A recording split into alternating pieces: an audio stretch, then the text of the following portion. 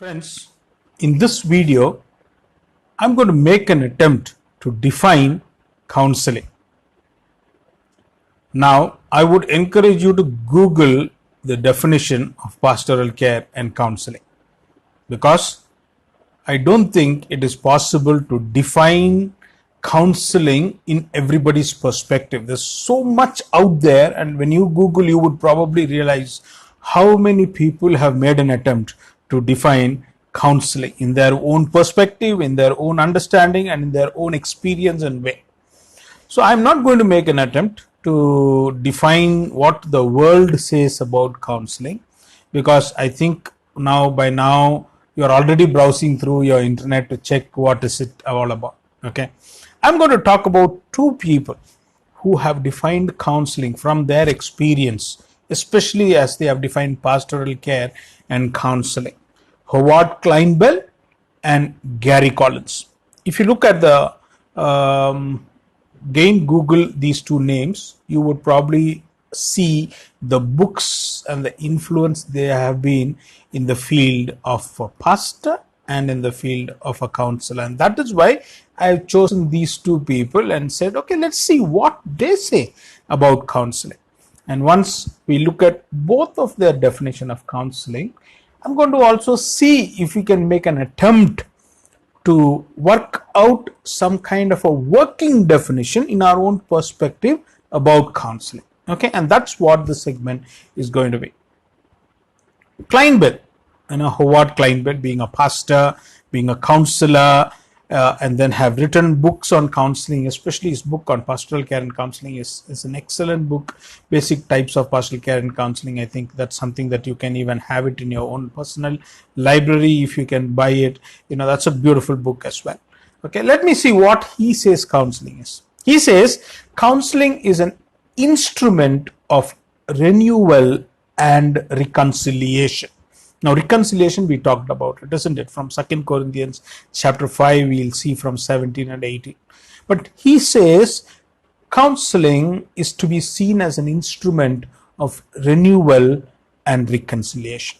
He says pastoral counseling has both an in-reaching and an outreaching mission to people in conflict and in trouble wherever they may be. You see, it's got two things to do. One is it needs to renew ourselves, and it also needs to help us to reconcile our relationship with each other. And how do we do that? Both inside and outside, to people who are in conflict, who are in trouble.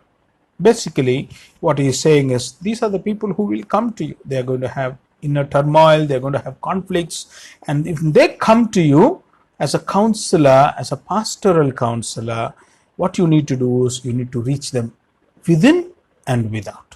Help them to deal with their own intricacies of their own life, and also help them to deal with relationship with other people, including God. Renew them and reconcile them. And when we do that, I believe what Kleinbell says is this is what is pastoral care and counseling. Now, let me tell you, as you are going to be a pastor, traditionally, the task of the church is divided into three types, isn't it? I'm sure you know that. Kerygma, koinonia, diakonia. I believe you have all learned enough Greek to understand that there is kerygma, there is koinonia, and there is diakonia. Now, what is kerygma? Teaching and preaching the gospel, isn't it? Koinonia, I believe all of us know that. Fellowship with also a vertical dimension.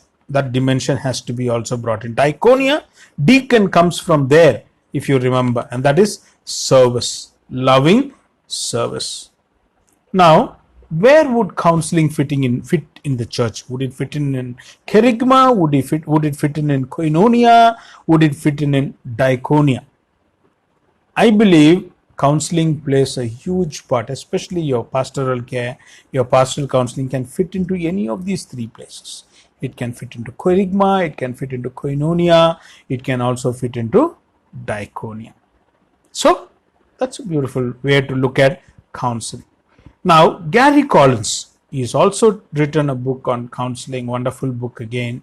He's also a pastor and been a counselor. What he says about counseling, he builds on the definition of Klein Bell, but he goes on to explain a little bit more about what is counseling. He says counselors should realize that we don't give other people only advice, but we enter into a relationship with them. So what he basically says is, yes, all that renewal and reconciliation, in-reaching and outreaching are all good. But you know what? In the process, you enter into a relationship with your client. Thus, he defines counseling as it's a relationship between two or more persons. One of those persons seeks to advise, seeks to encourage, seeks to give counsel to the other who is wanting to know how their life is going to be. And so, Gary Collins says, counseling is entering into a relationship with other people. Now, what have we done? We've looked at two basic definitions of pastoral care and counseling. Wonderful counselors. They have added on to our own knowledge of what is counseling. Now, in our own context, how do we pull all this together and how do we work out a working definition? If you were here, I would have probably asked you to take a paper, and then I said, now think about a counseling situation and see how you could only define counseling. Now, in the discussion box there, you're going to actually have a discussion where I'm going to ask you to write your own definition of counseling, where you're going to Google, put words together and see whether for your own context, you yourself can define counseling. But just to build on the foundation of what our forefathers have described about counseling, let me just give you a working definition. I believe counseling is a process in which the counselor enables the counselee to understand his or her problem deeply and differently, and also help them to solve their own problems by using their own potential. Now let's just look at these words, some words there. What I said is, I said counseling is a process, correct? It may not just happen, it may take time, but remember and believe me, it is a process where you and I as a counselor, we seek to understand. How do we understand? Deeply and differently, as we listen to them, as we talk to them about their own stories, as we work with them, we try to understand with them what are their deep issues, and maybe think out of the box and see, okay, how differently can we look at it and how differently we can handle that. And once we do that deeply and differently, we make an effort to help them solve their problems by themselves. Because trust me, all of us are made in the image of God, isn't it?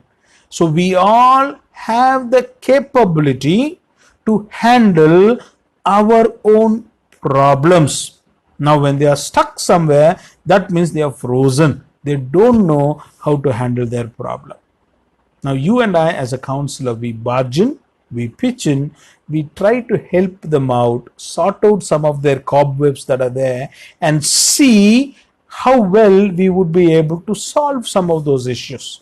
We don't solve it for them, we help them solve their own problems, because they do have the potential, friends, to solve their own problems. Now, let me read that working definition again. Counseling is a process in which the counselor with the counselee seeks to understand their issues deeply and differently, so that we are helping them solve their problems by using their own potential. I hope you have realized how important it is, even as we defined counseling. Thank you. God bless.